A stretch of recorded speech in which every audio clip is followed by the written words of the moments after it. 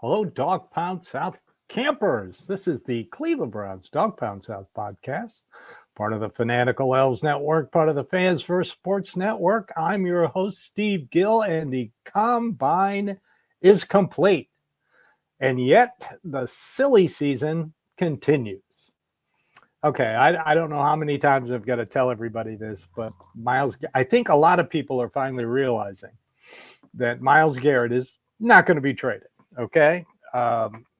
It's just not going to happen. They're not going to create a financial problem by trading him. It will be a total rebuild if they do. The way I see this ending up is the Browns will make some move in free agency, and I'll have more about that in a little bit, and some trades. Again, more about that in a little bit. Then after the draft, they'll make a big impression on Myles Garrett, and he will say, oh, wow, I like the way this looks, and then sign an extension. It could go all the way to training camp. It could be before training camp that he resigns. But just let me tell you, I've heard a lot of people who don't know how this works saying that, well, you could just designate him as a June 2nd trade. Well, you can't do that. He has to be on the roster on June 2nd. So you're not getting 2025 draft picks. You will be getting 2026 draft picks. Okay? No, thank you. Number two, combine him with Deshaun Watson. That'll create $170 million in dead cap space. The cap is only $279.5. That's something like, I would have to guess, somewhere in the neighborhood of 49% of your salary cap and dead cap. They will be cutting and trading and getting rid of players, and this team will be god-awful.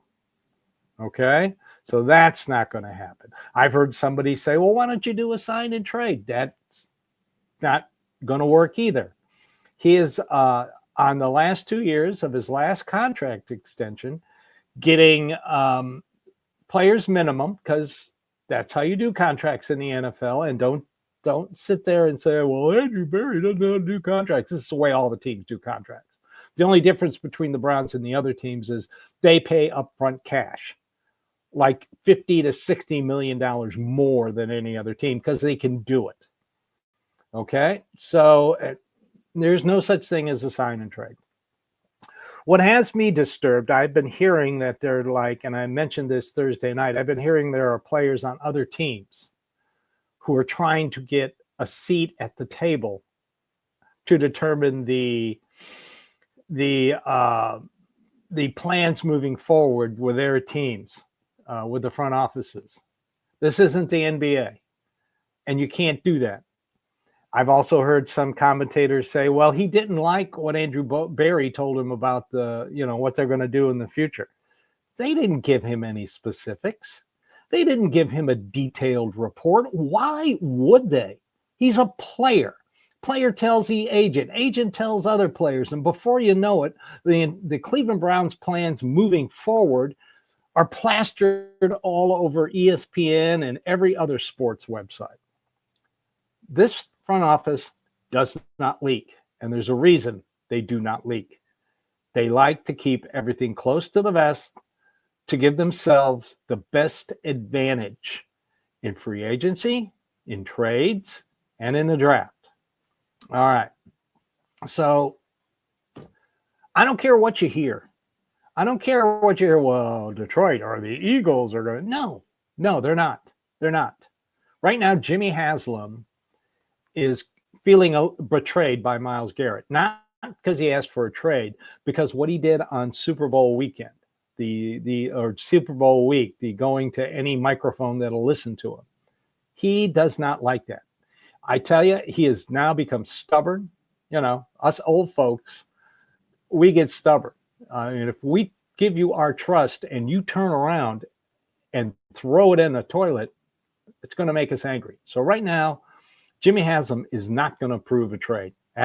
He's just not going to. So it's not going to happen. And as for Clutch Sports and their little attempt to, and I've heard this now by other people, that they feel Clutch Sports is trying to get into the NFL player market big time. The NFL is not going to let them do this. They are not going to. This is a line in the sand. And I am pretty sure the NFL has told the Browns, don't trade him. Let me just say one thing. When it comes to push comes to shove, the NFL always wins. Everybody talks about the 800-pound gorilla in the room. The NFL owns the room. Clutch Sports is in the soon-to-be find-out stage of making a huge mistake of taking on the NFL. It just won't happen. So I've heard a few things from people who have talked, and I'll discuss it after we take a break.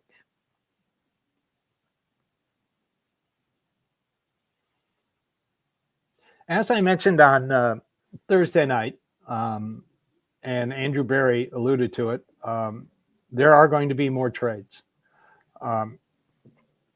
Trading for a player guarantees you get that player. There's no bidding like in free agency when the legal tampering period opens on March 10th. You don't have to vie for players. You go out and get the player you want.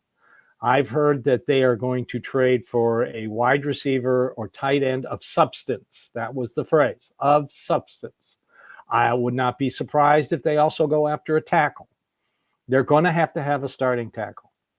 Right now, Dawgpound Jones has been told by the team that he has to be in shape. If he's in shape, he can compete for the starting left tackle.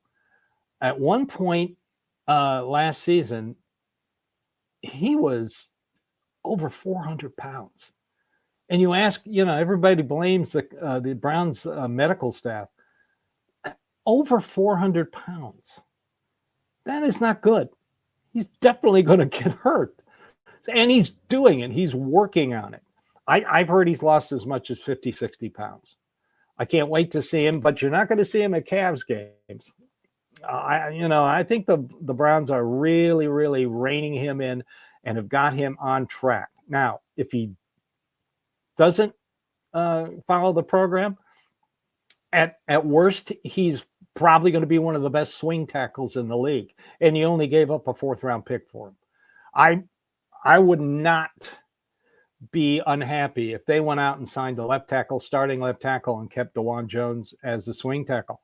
He's better than James Hudson. You got to admit it. If he can keep his weight down, get his conditioning right, he will compete for the job. But at worst, he's probably one of the best swing tackles in the league. What else? They will have money. I know a lot of people are wondering when the restructures will happen. They don't have to be below the cap until 4 p.m. Eastern on March 12th. And they don't announce restructures. It usually comes out when Over the Cap, which is a great website to follow. If you want to understand the cap, they're a great website. Sport Tech is also good, but I prefer Over the Cap. They'll be posting it. Do not be alarmed if they restructure Deshaun Watson's contract. That's part of the plan to get rid of him by day 2 of the league year in 2027. So do not be shocked. If they just redo his contract, they're below the cap. Poof, instant. There are several other players. I suggest you follow Jack Duffin, at Jack Duffin on Twitter. He explains all this. He even has an article where they can create almost $90 million in cap space without cutting anyone.